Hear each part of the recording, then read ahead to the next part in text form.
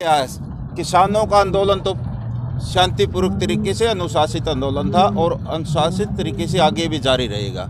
लेकिन ये जो कुछ बीजेपी के, मैं कहूँगा कि जो बीजेपी का एक प्रोजित तरीके से इस आंदोलन को कमज़ोर करने के लिए एक षड्यंत्र था, जिसमें आपने देखा भी होगा कि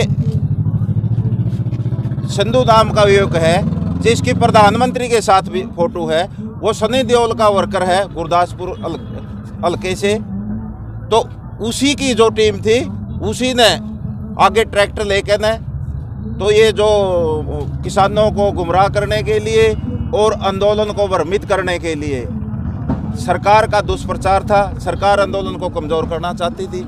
इसी प्रकार जो ये घटना घटी है इससे किसानों का कोई वास्ता नहीं है, तो एक षड्यंत्र के तहत था और किसानों का आंदोलन आगे भी शांतिपूर्वक तरीके से जारी रहेगा। पीछे भी आपने 60-65 दिनों से देखा, कहीं भी एक मुफड़ी नहीं उठी, कोई अनुशासनहीनता नहीं हुई, पूरा अनुशासन से पूरे 62 दिन आंदोलन चला है।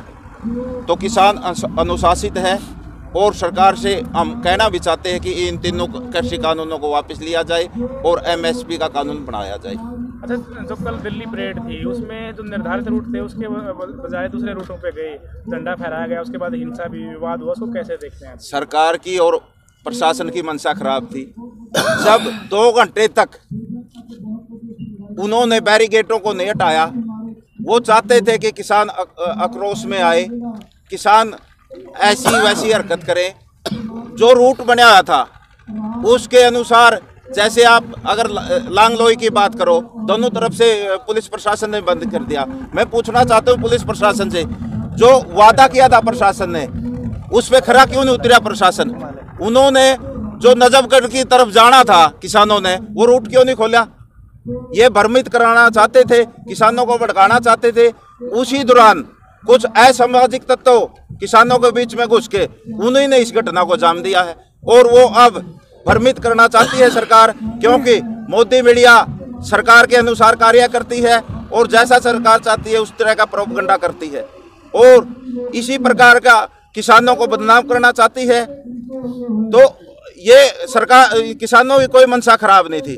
अगर पुलिस प्रशासन सही तरीके से अपनी जिम्मेवारी निभाता तो जो निर्धारित रूट था उसी पर किसान अपनी परेड निकालकर वापस अनुशासन तरीके से आ जाते। अच्छा प्रधान जी, ये जो अभी हरियाणा सरकार की बात करें, सख्ती के मूड में है, पुलिस से बात हुई, कहते हैं कि अब सख्ती बढ़ती जाएगी, तो यहाँ धरना हटाने के कोई किस तरह का आदेश आए और आते हैं तो फिर आपकी तरफ से क्या एक्शन रहेगा? नहीं, केंद्र सरकार ने तो किसानों को मारने के लिए सोच लिया है।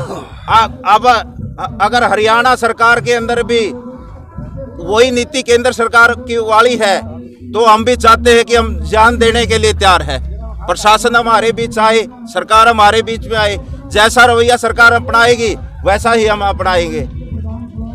अगर हमारे पर ये काले कानून लागू हो जाते हैं, हमारे पास जमीन नहीं बचेगी, हमें भीख मांगनी पड़ेगी, इससे अच्छा तो मरना ही अच्छा है। इसलिए जो कदम, जैसा कदम सरकार उठाएगी वैसा कदम हम किसान अब उठाएंगे और हमारा शांतिपूर्वक तरीके से आंदोलन जारी रहेगा। क्या नाम आपका? आजाद पालवा। ट्रैक्टर पलटने से किसान की मौत हुई, कैसे हुई है? ट्रैक्टर पलटने से किसान की मौत हुई है, कैसे हुई है? भाई ये तो हादसा हो जाता है, ट्रैक्टर पलट भी जाता है, गाड़ी भी पलट जाती है। वो पूछो ना मोदी में किस प्रकार से, वहाँ आपने देखा हो वहाँ भी पलटी थी, यूपी में भी गाड़ी पलटाई थी इन्होंने, और इसी प्रकार ट्रैक्टर भी पलट सकता है। ये सरकार की मंशा होती है, कुछ भी कर सकती है सरकार। ठीक है जी। अच्छा कैप्टन साहब, ये जो